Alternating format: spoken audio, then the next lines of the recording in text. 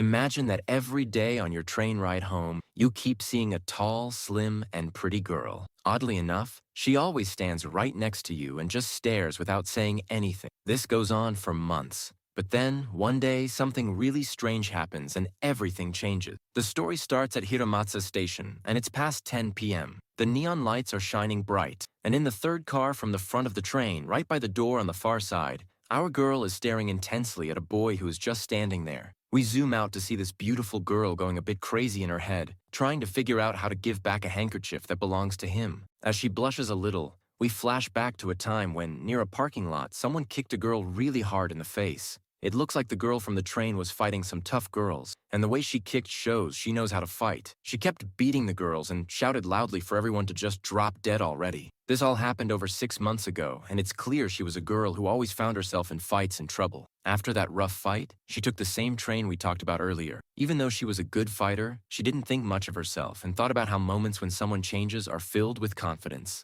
But as for her, she barely had any energy that day and was completely exhausted. Somehow, she was planning to ride a different train as everything was by chance that evening. She was a topic of gossip for everyone on the train. She stood there lowering her head while several people talked about her appearance, which was covered in dirt and wounds. Behind her still face, she acted as if it was okay. But in reality, she was always treated this way. Then someone offered her a handkerchief out of nowhere and with a calm and gentle voice asked if she was doing okay. She was stunned by his appearance and just stared at the boy awkwardly. He kept insisting on the handkerchief, but this moment was something that grasped her attention. We get back to the present and Ryoko was preparing herself intensely, sure that today was the day she would return and no matter what. It's not even that difficult. As she stepped in, everyone on the train had already left, and she was the only one remaining, coming out of the train as if she had lost another battle again. As the train departed, the fighting gorilla Ryoko was defeated once again by herself. "This is impossible," she muttered to herself. It took her 6 months to be able to just bring herself to return his handkerchief and talk to him, and the times she failed were many. Being unsuccessful again, she wondered if he would even remember her in the first place, and if she was the only one eager to meet each other again and talk. As she opened her eyes aggressively, she started to bang on a pole next to her, alerting the passing-by passengers who stared at her, wondering if she was mentally okay. We see the full monologue of her inner thoughts, and surprisingly, she hated weak thoughts. She muttered that her previous thought was terrifying and almost got her by chance. She told herself, "I am the Iron Leg Ryoko, second to none, whose fierce aura and presence can make a crying child stop immediately." As she said this to herself, she readied herself, determined to return the handkerchief no matter what. Tomorrow was the day where she would shine. And then came tomorrow. After the school bell, we see that Ryoko was inside the girls' toilet. While standing there with a serious yet cute tone, she was cheering herself up, spewing a motivational speech to herself. "I am a beast that stalks its prey. Now everything is down to timing, nothing else. Today is the day where you will overcome all your fear. Don't look back and do what you need to do. Do what you want to do." As this dangerous and cute motivational speech came to a stop, she blushed and was ready to meet her crush. But on her way, she ended up losing all her hope and excitement as someone called out to her with a loud voice. It seemed that there was a group of delinquent girls standing, and one of the girls with a broken nose and golden hair called Ryoko by her nickname, Iron Legs, telling her that it had been a long time. As she leaned toward her with her face and demeanor trying to pressure and overwhelm her, Ryoko just stood there in silence. The bully asked if she had forgotten that her suspension was over now, adding that Rio was walking in a very dignified manner, which surely didn't suit a female gorilla like herself. As she spewed all the hateful words she could think of, in her mind, she expected Ryoko to jump her and beat her up. However, Ryoko just offered a big wide smile. This smile surprised all the girls on the other side, and as they approached in a hostile manner, telling her that she surely put on a foul and ugly face, even though it was quite the opposite, she told them the same thing they told her. She said that she had a train to catch and could not waste any more time with them over useless fights, and she left. One of the girls grabbed her shoulder while yelling that her house was not on this side, and in the first place, she didn't even need a train to go home. Ryoko stopped and seconds later glared back at the girl with a threatening and evil look, letting her know that she must get her hand off of her or she would make sure to break every bone in her face. This startled her, and she let go. As she exited, she told them that she was no longer the thug she was once known and feared for. "I want to change my paths, and besides, I am too busy to deal with you guys."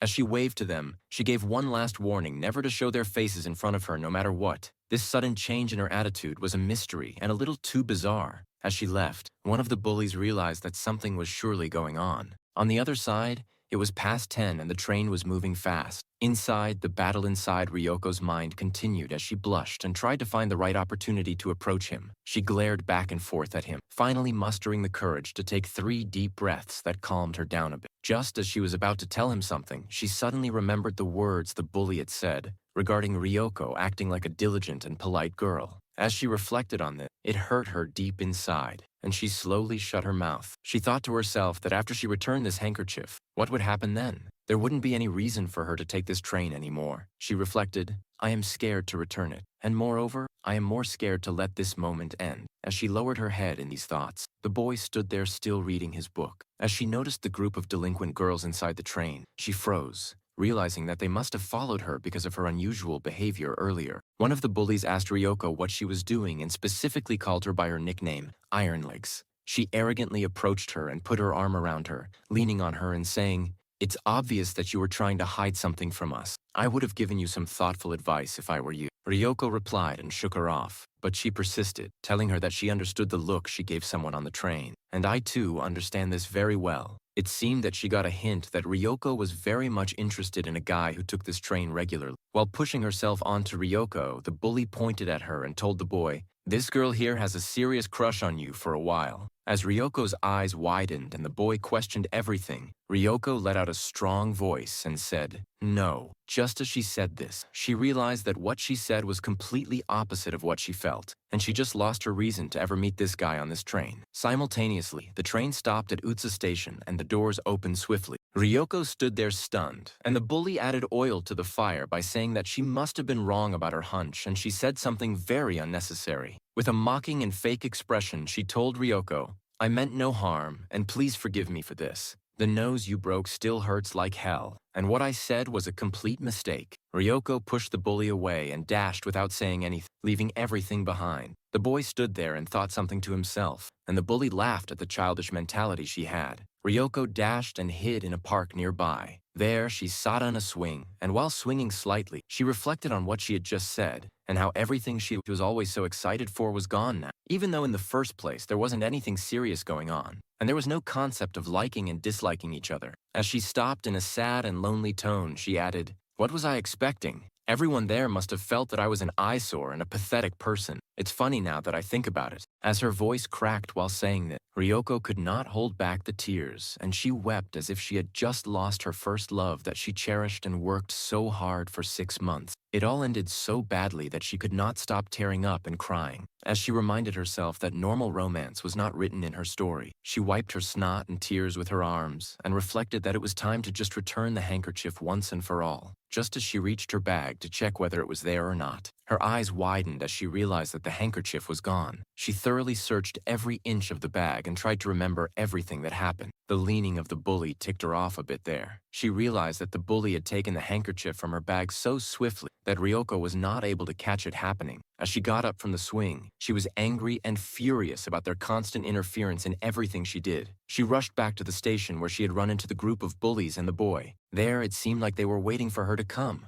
and while panting, Ryoko told them to give it back right now. The bully showed Ryoko the handkerchief she was looking for and asked if she cherished this piece of cloth so much and if it must be his. Without any answer, Ryoko rushed toward the bully, trying to grab the cloth but failed. It seemed that Ryoko needed to do something for the bullies first, and that is what happened. She added that in order for them to give Ryoko the handkerchief, she must fulfill their one condition: become our punching bag. The bully told Ryoko with a disgusting and serious tone and expression. Ryoko reminded her that in the previous fight, she manhandled her and treated her like a rag doll, and with a threatening tone asked the bully if she would like her to punch her again in the nose much harder this time. The bully replied, You can surely do that if you want, but if you do it right here in the open, all the constant and fake acting that you have been doing will be destroyed. Do you want to meet him with a bad reputation? She asked, and added that all Ryoko needed to do was become their punching bag for some time, and they would leave her alone and wouldn't bother her. Ryoko reflected that taking a few hits was better than creating a serious scene here, and while shaking her head, she told them that she understood and to go ahead.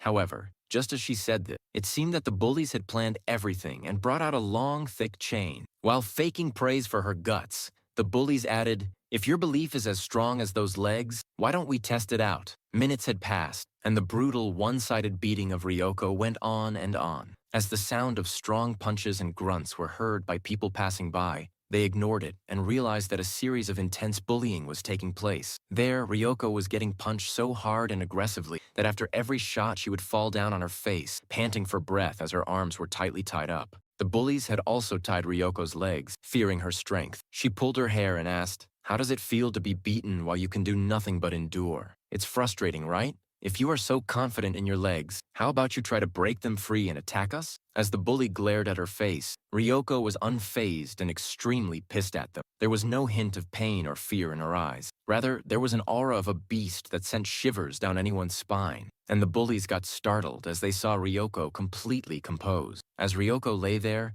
the bullies realized that physical pain was useless for a fighter and a body like hers, and they decided to tell her what happened after she ran from the bus earlier. As she mentioned how the boy confronted everyone there to stop bullying, she told him that he was such a sweetheart and was worried about her. Just seeing him for the first time, I realized that this handkerchief was his. As she dropped the handkerchief and stomped on it hard, Ryoko's eyes widened, and she added that after she left, all the delinquent girls fought him and beat the crap out of him. This shook Ryoko, and the bully kept adding things to her sentence, mentioning how he was such a wimp, and how it made no sense why Ryoko was so into weak, pathetic, spineless boys. She mocked her again, and told her that seeing Ryoko down reminded her that the boy was lying down as well, and both of you must be perfect for each other. After the brutal beatdown, the bullies added that this was refreshing and left. The picture of the boy Ryoko liked came to her mind, and she yelled, "Wait!" As the bullies glared back, they saw something that scared and shocked the living crap out of them. Ryoko exerted so much force and strength that she ended up breaking the chain in half, leaving all the bullies speechless and stunned. As Ryoko stood up, she told them that she didn't mind getting hurt over and over again, and getting punched meant nothing to her, and enduring to the point where she would cough up blood was okay as well. However, hurting someone who didn't have anything to do with this was something that was out of her understanding.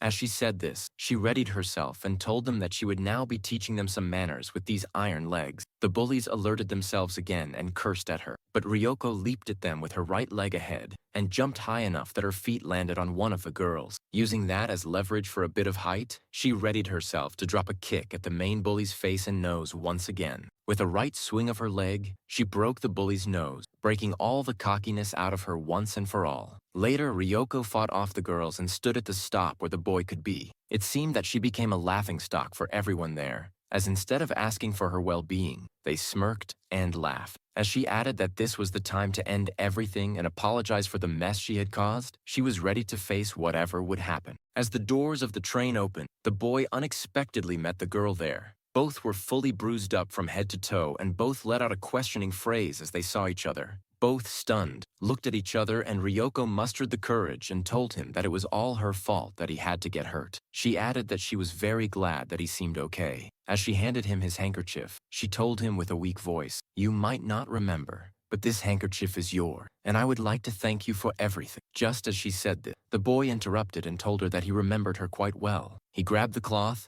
and Ryoko stood there in disbelief. The boy added that he always wanted to start a conversation as well, but got so nervous that he failed every time. As he awkwardly said this, he noticed that Ryoko was tearing up. Behind all that strength and power, in the end, Ryoko was a normal girl with beautiful emotion. As she realized that her first love might have just reached the next part,